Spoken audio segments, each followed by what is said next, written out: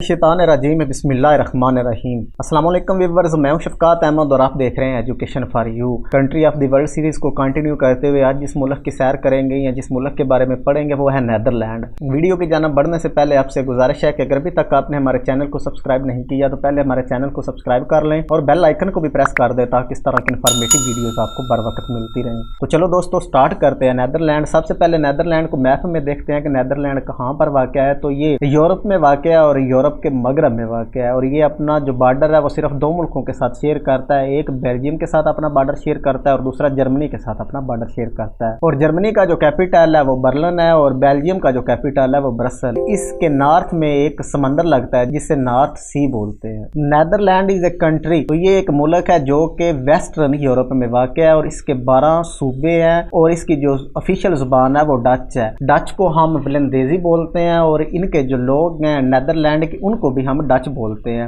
इसका जो बॉर्डर लगता है वो सिर्फ दो मुल्कों के साथ लगता है, जर्मनी और बेल्जियम। तो इसको हॉलैंड भी बोलते हैं। हॉलैंड बेसिकली एक इस्तेलाह बोली जाती है, इसका ओल्ड नेम बोला जाता है नीदरलैंड का हॉलैंड, जो कि गलत है। इसके दो सूबे हैं नीदरलैंड के, एक नॉर्थ हॉलैंड है और साउथ हॉलैंड है। ये सूबों को हम भला किस तरह मुल्क बोल सकते हैं। फ्रांस का एक किंग था नेपोलियन बोनापार्ट, उसने ये इस्तेलाह इस्तेमाल की थी इंतजामी लिहाज से, लेकिन बाद में ये हॉलैंड मशहूर हो गया। तो हॉलैंड या नीदरलैंड को हम कंट्री ऑफ फ्लावर्स भी बोलते हैं। तो ये फूलों का मुल्क भी है। तो यूरोप में सबसे ज्यादा जो फूल हैं वो नीदरलैंड में ही वाक़ है। तो ये मैप में देखते हैं, ये जो इसके 12 सूबे हैं। तो इस मैप में हम हॉलैंड की बात करेंगे। ये है हॉलैंड। हॉलैंड दो सूबे हैं हॉलैंड के, एक नॉर्थ हॉलैंड है और एक साउथ हॉलैंड है और इनके जो लोग हैं इनको हॉलैंडर्स बोलते हैं। लेकिन जब नीदरलैंड की बात आती है तो ये हॉलैंडर्स की बजाय अपने आप को डच कहलाना पसंद करते हैं। द लार्जेस्ट सिटीज, जो इसकी बड़ी सिटीज है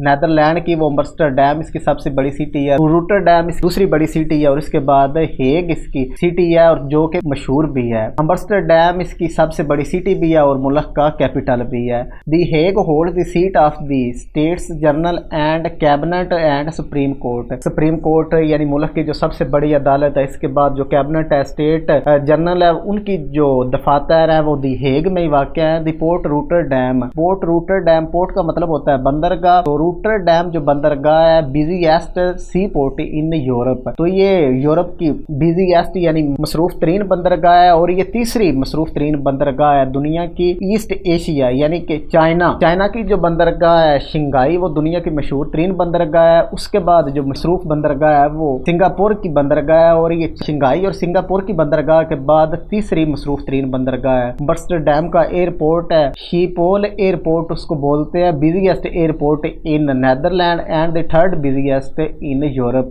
और ये नीदरलैंड का सबसे बड़ा एयरपोर्ट भी है और सबसे मसरूफ एयरपोर्ट भी है और यूरोप का तीसरा मसरूफ तरीन एयरपोर्ट है।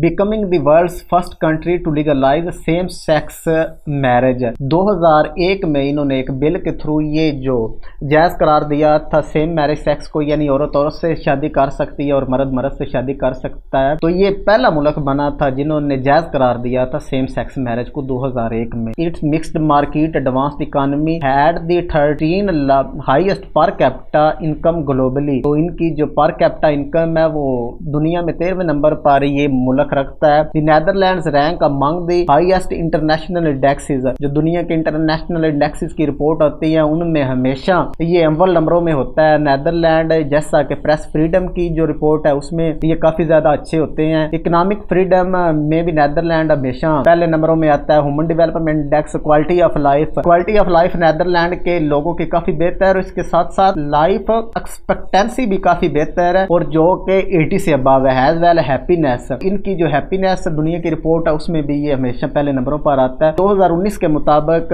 ये 11वीं बड़ी इकोनॉमी है। Has made GDP per capita, GDP का मतलब होता है ग्रास डोमेस्टिक प्रोडक्ट। तो ये ग्रास डोमेस्टिक प्रोडक्ट फी का आमदनी के लिहाज से 11वां बड़ा मुल्क है। तो 2019 की जो रिपोर्ट्स है उनके मुताबिक ये 10वां ह्यूमन डेवलपमेंट इंडेक्स वाला मुल्क है और वर्ल्ड हैप्पीनेस की जो रिपोर्ट है 2019 की, इसके मुताबिक ये दुनिया का 5वां खुश तरीन मुल्क है। नीदरलैंड लिटरली मीन लो कंट्रीज। तो इसको लो कंट्रीज बोला जाता है और लो कंट्रीज 3 है बेसिकली, लग्जमबर्ग, बेल्जियम और नीदरलैंड। इन्होंने मिलकर एक तंजीम भी बनाई हुई है बेनुलक्स, उसको इंशाल्लाह हम आगे डिस्कस करेंगे। तो Netherland is geographically very low relative to sea level, तो सी लेवल से ये काफ़ी लो है। And is consider flat country, और इसको एक हमवार मुल्क तस्वर किया जाता है। इसका जो 26% एरिया है और 21% जो इसकी आबादी है वो समंदर से नीचे रहती है, और जो इसका 50% एरिया है वो समंदर से है तो ऊपर, लेकिन वो ना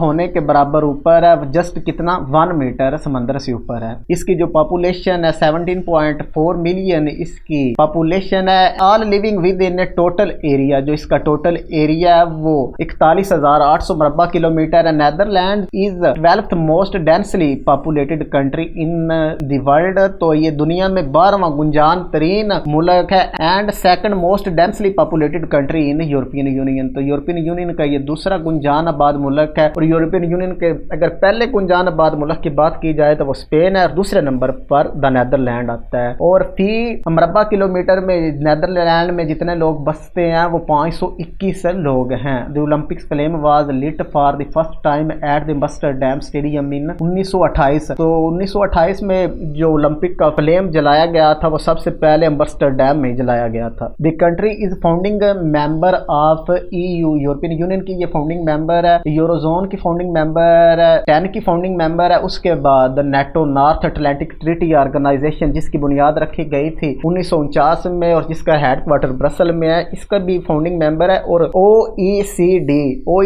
का मतलब है organization for economic cooperation and development. इसके जो मेंबर्स हैं वो 37 है, और इसका जो हेडक्वार्टर है वो पेरिस में वाक़या है, तो इसका भी ये फाउंडिंग मेंबर है। और सबसे बढ़कर WTO वर्ल्ड ट्रेड ऑर्गेनाइजेशन का भी ये फाउंडिंग मेंबर है, as well as part of Schengen area. तो शेंजन एरिया की हम आगे डिटेल में बात करेंगे। और बेनेलक्स यूनियन का भी ये फाउंडिंग मेंबर है, इसकी भी आगे हम डिटेल में बात करेंगे। Its host several inter governmental organization and international courts, inter government organization है उनको होस्ट करता है। और सबसे बढ़कर यहाँ पर जो इंटरनेशनल कोर्ट्स यानी ICJ का जो दफ्तर है हेग में, ये हेग जो है वो ICJ को भी होस्ट करता है। इसी बना पर हेग को कभी कभी द वर्ल्ड्स लीगल कैपिटल भी कहा जाता है। ICJ यानी कि इंटरनेशनल कोर्ट ऑफ जस्टिस की भी आगे इंशाल्लाह हम बात करेंगे। The Schengen area, Schengen area क्या है? Schengen area is an area comprising 26 European countries, तो ये 26 यूरोपियन ममालिक पर मुश्तमिल एक एरिया है। That have officially abolished all passport and all other types of border control at their mutual borders, तो जिन्होंने पासपोर्ट्स और बॉर्डर का जो कंट्रोल्स था इनको खत्म कर दिया गया और इनका एक म्यूचुअल बॉर्डर है। The area mostly functions as a single jurisdiction for international traveller purposes with common visa policy, तो दुनिया का कोई भी मुल्क जिसके पास शेंजन पासपोर्ट है यानी शेंजन एरिया का पासपोर्ट है या वीज़ा है, तो वो इन 26 ममालिक में बगैर किसी रोक टोक के सफ़र कर सकता है। तो इसका जो मेन मकसद था वो नकलो हमल था यानी ट्रैवलिंग था। The area is named after, इसका जो एग्रीमेंट साइन हुआ था ये 1985 में साइन हुआ था। Schengen agreement signed in Schengen, तो शेंजन कहाँ है? लग्जमबर्ग में। शेंजन बीच भी है, एक बहुत ही खूबसूरत बीच है जो कि नेदरलैंड में वाक़या है और काफ़ी ज़्यादा से इस खूबसूरत बीच को देखने आते हैं। अगर नेदरलैंड की करेंसी की बात की जाए तो नेदरलैंड की करेंसी यूरो है। 2002 से पहले नेदरलैंड की करेंसी यूरो नहीं थी, इससे पहले इसकी करेंसी थी डच गुल्डर, और 2002 में इन्होंने यूरो को अपनी करेंसी अडॉप्ट किया। KLM की बुनियाद रखी गई थी 5 अक्टूबर 1919 में, और इससे दुनिया की पुरानी एयरलाइन तस्वर किया जाता है और ये एयरलाइन भी नेदरलैंड की है। अगर दुनिया की सबसे पुरानी स्टॉक एक्सचेंज मार्केट की बात की जाए, ये स्टॉक एक्सचेंज भी नेदरलैंड की है जिसकी बुनियाद रखी थी ईस्ट इंडिया कंपनी ने इन 1602 में। तो 1602 में एक स्टॉक एक्सचेंज की बुनियाद रखी गई थी ईस्ट इंडिया कंपनी की तरफ से, जो अब मौजूदा एम्स्टर्डम की स्टॉक एक्सचेंज है। ये दुनिया की सबसे पुरानी स्टॉक एक्सचेंज है। Sunflower is the name of 2 series still life painting, तो ये सीरीज वाइज पेंटिंग बनाई गई थी। ये बनाई थी डच पेंटर वेंसिट वोन गोख ने ये बनाई थी, और ये फर्स्ट सीरीज जो इसकी एग्जीक्यूट हुई थी वो पेरिस में एग्जीक्यूट हुई थी इन 1887 यानी 1887 में पेरिस में एग्जीक्यूट हुई थी इसकी पहली सीरीज। तो पहली सीरीज में दिखाया गया था फ्लावर लाइंग ऑन ग्राउंड, तो फूल जो है वो ग्राउंड में पड़े हुए हैं। लेकिन जो दूसरी इसकी सीरीज थी वो एक साल बाद यानी 1888 में बनाई गई थी, वो अल्स में बनाई गई थी। उसमें दिखाया गया था कि shows A bouquet of flowers in was, यानी कि दूसरी जो सीरीज थी उसमें ये गुलदान बनाया गया था, ये जो फूल थे गुलदानों में रखे थे। तो ये 2 सीरीज में मुकम्मल हुई थी। इसको बनाया था विंसेंट वैन गोख ने। द नाइट वॉच एक मशहूर पेंटिंग है। ये जो नाइट वॉच आज हम इसके लिए नाम यूज करते हैं, ये नाम इसको कई सालों बाद मिला था। The night watch is a painting by Rembrandt van Rijn ने ये पेंटिंग बनाई थी। द पेंटिंग वाज कंप्लीटेड, ये 1642 में कंप्लीट हुई थी। It is the collection of museum, Amsterdam museum में ये पेंटिंग रखी गई है। The night watch is one of the most famous Dutch golden age painting. तो डच गोल्डन एज की ये एक बहुत ही मशहूर पेंटिंग है जो कि अम्बर्सडैम में है। International court of justice ICJ, जिसे दुनिया की अदालत भी बोला जाता है, तो इसका क़याम अमल में लाया गया था जून 1945 में। The charter of United Nation and began work in April 1946। तो इसने जो काम करना स्टार्ट किया था वो अप्रैल 1946 में काम स्टार्ट किया था। और इसका जो हेड क्वार्टर है, the seat of the court is at the piece palace.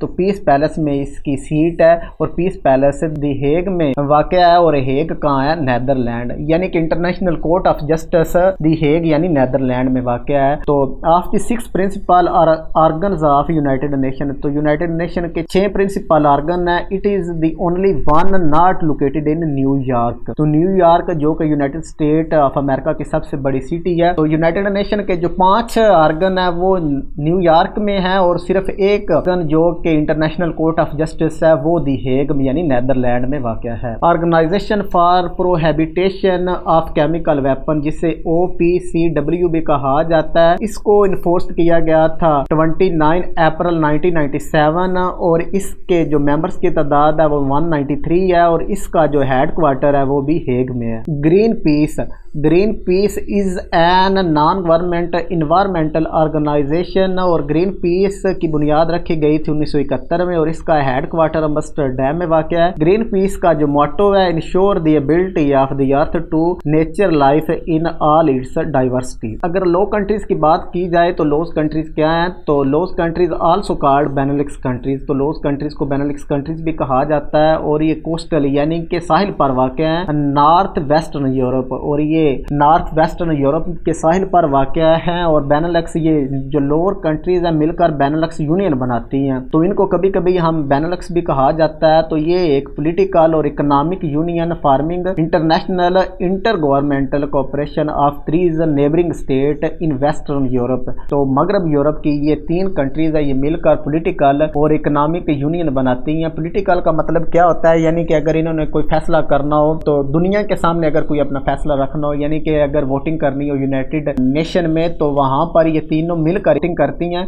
और इकोनॉमिक यूनियन भी है और ये एक दूसरे के साथ काफ़ी ज़्यादा ट्रेड भी करती हैं। और बेनेलक्स कंट्रीज या बेनेलक्स यूनियन या सिंपली बेनेलक्स में एक तो बेल्जियम आता है, दूसरा नेदरलैंड आता है और तीसरा लग्जमबर्ग आता है। तो ये 3 जो कंट्रीज है मिलकर बनती हैं लो कंट्रीज। तो इनको तीनों को कलेक्टिवली लोस कंट्रीज कहा जाता है और ये मिलकर एक यूनियन बनाती है। और बेनेलक्स ये जो तीनों कंट्रीज है इनके पहले लफ्ज लिए गए हैं। बेल्जियम के जो लफ्ज लिए गए हैं वो 2 BE लिए गए हैं और नेदरलैंड के भी 2 लफ्ज, उसके बाद लग्जमबर्ग के 3 लफ्ज लिए गए हैं। और ये 2 और 2 4 और 4 और 3 7, तो ये 7 लफ्ज मिलकर बेनेलक्स बनाते हैं। और बेनेलक्स का हेड क्वार्टर ब्रसल्स में वाक़या है। ब्रसल्स कैपिटल है बेल्जियम का और इसकी सबसे बड़ी सिटी भी है। These 3 countries are also member of NATO, North Atlantic treaty Organization, जो कि एक मिलिट्री अलायंस है जिसकी बुनियाद 1949 में रखी गई थी। और नेटो का हेड क्वार्टर बेल्जियम यानी ब्रसल में ही वाक़या है। तो ये जो तीनों कंट्रीज हैं यानी बेल्जियम, नेदरलैंड और लग्जमबर्ग,